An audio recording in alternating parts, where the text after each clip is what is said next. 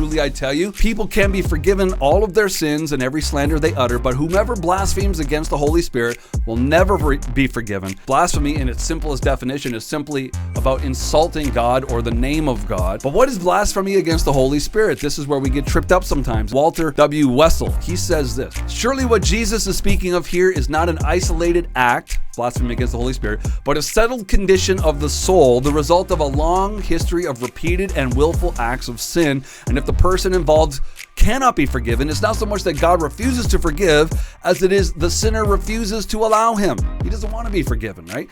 J.C. Ryle's famous words are great reassurance to any who might be anxious about the sin. There is such a thing as a sin which is never forgiven, but those who are troubled about it are most unlikely to have ever committed it. Blaspheming of the Holy Spirit is kind of going down that road of you don't want to be forgiven of your sin. You are in complete, perpetual rebellion against God. You want nothing to do with him.